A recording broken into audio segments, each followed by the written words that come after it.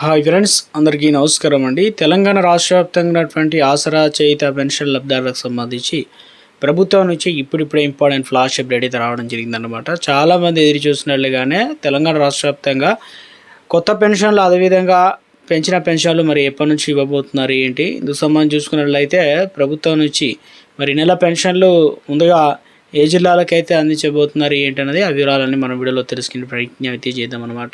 Aadhaar card ఉన్న వారందరికీ కొత్తగా మార్పులు అయితే వచ్చాయన్నమాట. సో తప్పనిసరిగా, ఎందుకంటే ప్రతి పథకానికి ఆధార్ కార్డు అనేది తప్పనిసరి చేశారు. సో అదేవిధంగా రాష్ట్ర వ్యాప్తంగా ఏదైనా స్కూళ్ళు, కాలేజీలో జాయిన్ చేయాలన్నా కూడా ఆధార్ కార్డు అయితే అడుగుతున్నారు కాబట్టి సో ఈ రోజుల్లో ఆధార్ కార్డు అనేది ప్రతి ఒక్కరికి చాలా అవసరం అవుతుంది. సో ఇది లేనిదే ఏ పని కూడా మనకు జరగదన్నమాట. ఎందుకంటే బ్యాంకులో కూడా ఆధార్ అయితే అడుగుతారు కాబట్టి. అయితే దీంతో ఆధార్ కార్డులో వివరాలని ఎలాంటి తప్పులు లేకుండా ఉంచుకోవడం అనేది చాలా ఇంపార్టెంట్ అన్నమాట. సో ఏమైనా వివరాలు కనుక తప్పుగా ఉంటే ఇక కేవైసీ ఇబ్బందులు ఎదుర్కొంటారు కాబట్టి ఆధార్ కార్డులో తప్పులుగా ఉన్న కొంతమంది నిర్లక్ష్యంగా వివరిస్తూ ఉంటారు. దీనివల్ల అనేక ఇబ్బందులు కూడా ఎదుర్కొంటూ ఉంటారు. మీరు మీ యొక్క పేరు, అడ్రస్, స్పెల్లింగ్ మిస్టేకు, అదేవిధంగా డేట్ ఆఫ్ బర్త్ కావచ్చు, అవన్నీ అడ్రస్ కరెక్ట్ ఉన్నాయా లేదా అనేది చూసుకోవాలన్నమాట.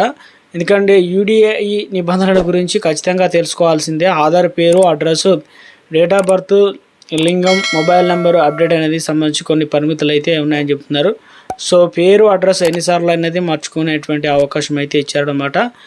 సో మొబైల్ నెంబరు ఎన్నిసార్లు మార్చుకోవచ్చు ఏంటనేది చూసుకున్నట్లయితే మనకు చాలామంది 10 సంవత్సరాలు ఇప్పటివరకు మీరు ఆధార్ కార్డు ఉన్న 10 సంవత్సరాలు అయితే తప్పనిసరిగా అప్డేట్ అయితే చేసుకోండి. ఎందుకంటే మీ సేవ ద్వారా అయితే, లేదంటే మీ దగ్గర ఉన్నటువంటి ఆధార్ సెంటర్కి అయితే సంప్రదించవచ్చు, లేదా ఆన్లైన్లో కూడా చేసుకునే అవకాశం ఇచ్చారు.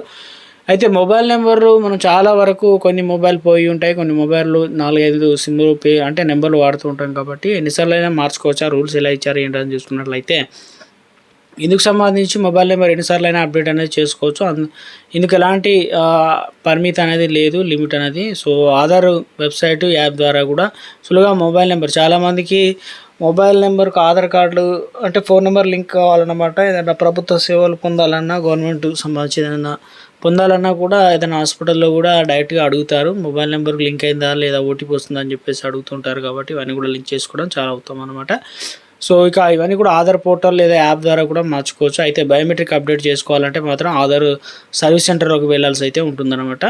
సో ఈ ఆధార్ బయోమెట్రిక్ ఎప్పటికప్పుడు అప్డేట్ చేసుకుంటూ ఉండాలి. దీనివల్ల కేవైసీ ఇబ్బందులు అనేవి ఉండవు అనమాట. చాలామంది ఆధార్ తీసుకున్నప్పుడు బయోమెట్రిక్ నమోదు చేసి ఉంటారు. దీంతో ఇప్పుడు మరోసారి అప్డేట్ అనేది చేసుకోవాల్సి అయితే ఉంటుందన్నమాట. అదొక స్మాల్ రిక్వెస్ట్ అండి. ముందుగా వీడియోస్ ఉన్న ప్రతి ఒక్కరు కూడా లైక్ చేయండి. కొత్తగా ఛానల్ వస్తే తప్పకుండా సబ్స్క్రైబ్ చేసుకోండి. చూస్తున్నారు కానీ లైక్ చేయడం మర్చిపోతున్నారు. సో వెంటనే లైక్ చేయండి. ఇలాగైతే వెళ్ళిపోదామండి. తెలంగాణ రాష్ట్ర వ్యాప్తంగా నాకు స్మాల్ రిక్వెస్ట్ అండి. ముందు వీడియోస్ ఉన్న ప్రతి ఒక్కరు లైక్ చేయండి. ఆసరా పెన్షన్ వివరాలు చూసినట్లయితే సో రాష్ట్ర వ్యాప్తంగా పెన్షన్లకు సంబంధించి మరి ఎప్పుడు అందిస్తారని చెప్పి చాలామంది అయితే ఎదురు చూస్తున్నారు.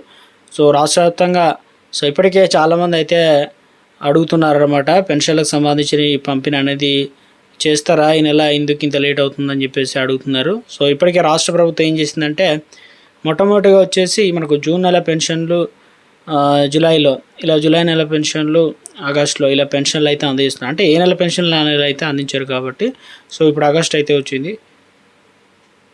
అయితే ముఖ్యంగా తెలంగాణ రాష్ట్ర వ్యాప్తంగా సో ఈ నెల పెన్షన్లకు సంబంధించి ఆల్రెడీ పెన్షన్లు అనేది ఈ జిల్లాలకైతే ఇవ్వడం అయితే జరిగిందనమాట. ఏ జిల్లాలకు ఇచ్చారు ఏందని చూసుకున్నట్లయితే హైదరాబాదు, జయశంకర్, భూపాలపల్లి, ఇక నాగర్ కర్నూలు, నల్గొండ జిల్లాలతో పాటు సూర్యాపేట, వికారాబాదు, అదేవిధంగా మంచిర్యాల, మెదక్ జిల్లాలతో పాటు ములుగు జిల్లాలకైతే అందిస్తున్నారు. అంటే ఎలా అంటే రాష్ట్ర వ్యాప్తంగా బ్యాంక్ అకౌంట్లో ట్రాన్స్ఫర్ అవుతున్నాయి. కొన్ని జిల్లాలకు ఈరోజు అప్డేట్ అవుతాయి అనమాట. రేపు కూడా కొన్ని జిల్లాలకు అయితే రావడం జరుగుతుంది. ఎందుకంటే లిస్ట్లో లేని పేరు జిల్లాలకు అయితే అందించడం జరుగుతుంది.